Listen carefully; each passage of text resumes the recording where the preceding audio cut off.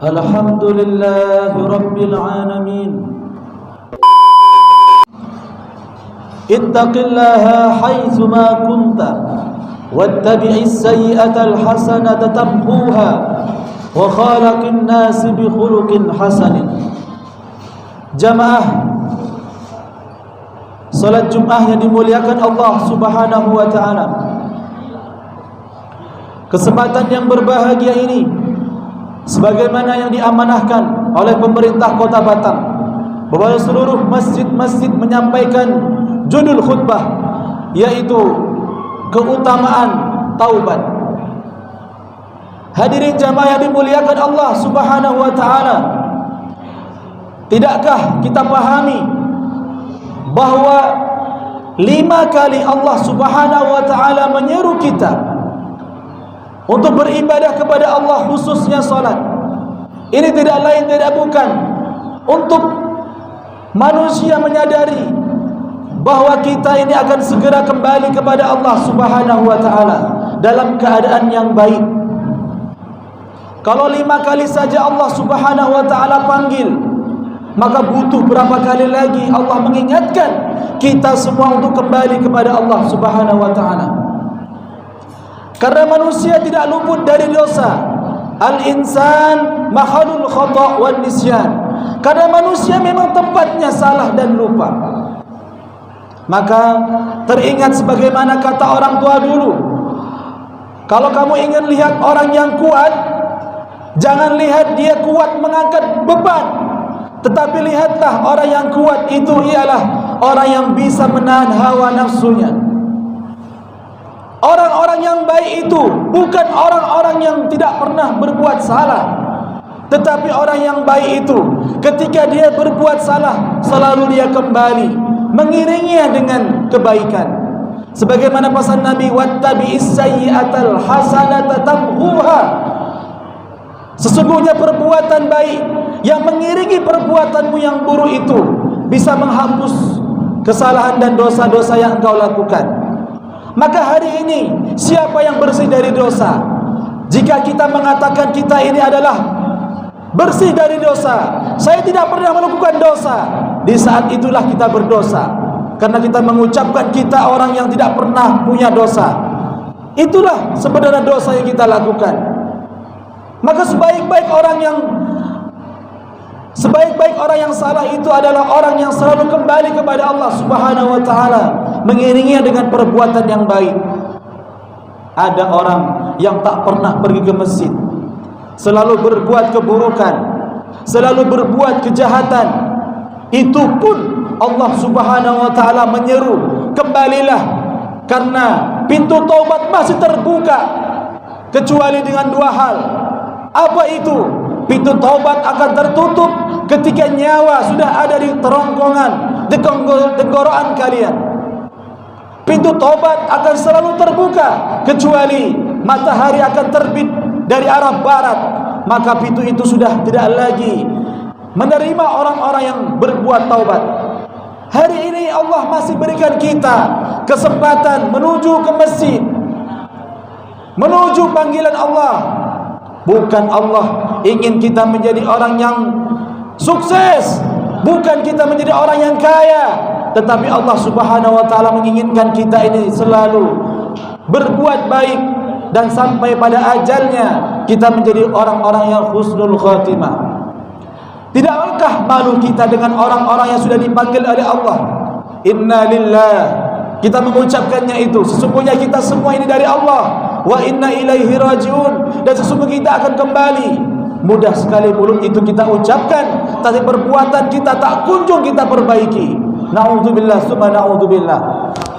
Maka banyak orang yang mengatakan, apa sih keutamaan atau hebatnya orang yang taubat itu? Maka simpelnya hadirin jamaah yang dimuliakan Allah Subhanahu wa taala, ada beberapa sindiran Allah dalam Al-Qur'an mengingatkan kepada kita, beruntunglah orang-orang yang mau bertaubat itu. Apa arti taubat itu? Kembali segera kembali kepada Allah Subhanahu wa taala. Dan yang kedua, tidak ingin melakukan perbuatannya lagi. Dan yang ketiga, dia menyesal perbuatan itu dia lakukan. Maka Allah Subhanahu wa taala berikan, jika engkau mau bertobat, maka aku akan berikan engkau keberuntungan.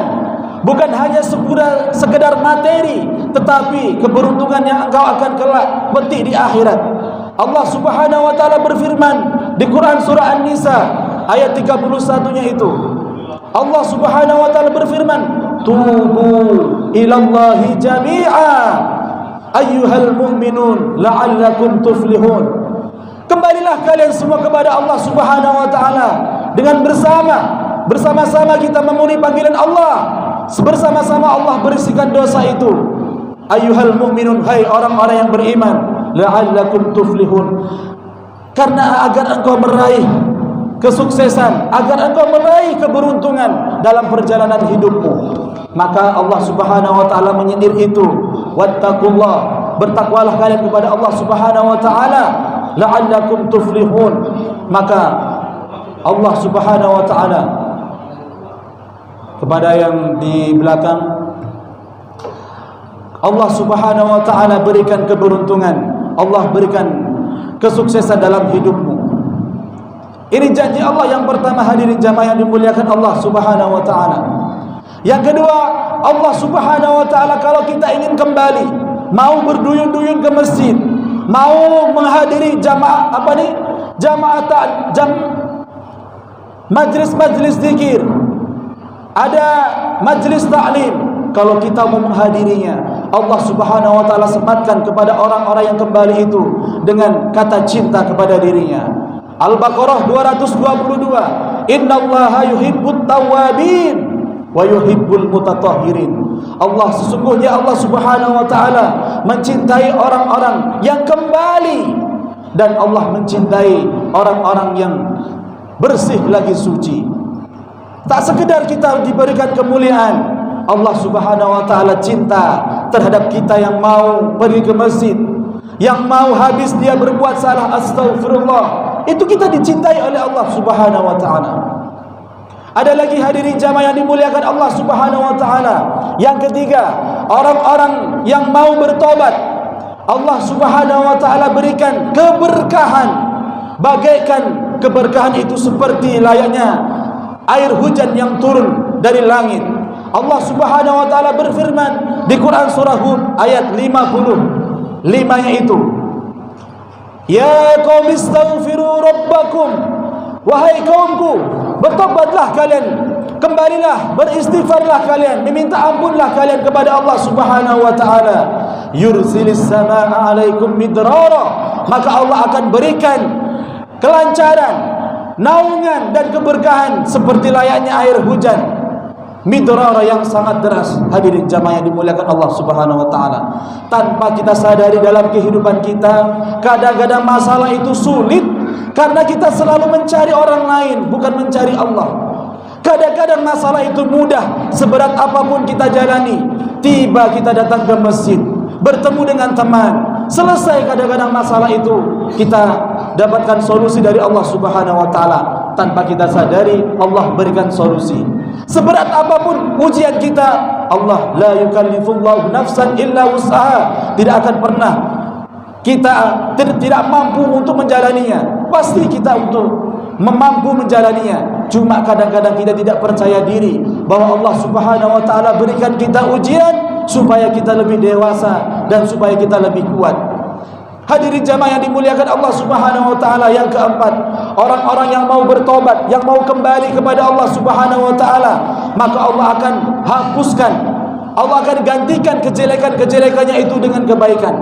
Kita bisa lihat di Quran surah Al-Furqan ayat 70 itu, Allah Subhanahu wa taala berfirman, illa man taba wa amana wa amila salihah, kecuali orang-orang yang taubat, orang-orang yang beriman dan beramal soleh, maka Allah Subhanahu wa taala yastabdilillah, Allah ganti khasayyiatikum hasanat, Allah ganti kejelekan-kejelekan itu dengan kebaikan-kebaikan.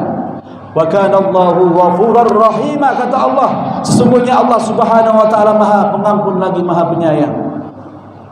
Hadirin jamaah yang dimuliakan Allah Subhanahu wa taala, yang lebih dahsyat lagi orang-orang yang ingin mau bertobat, mau kembali kepada Allah.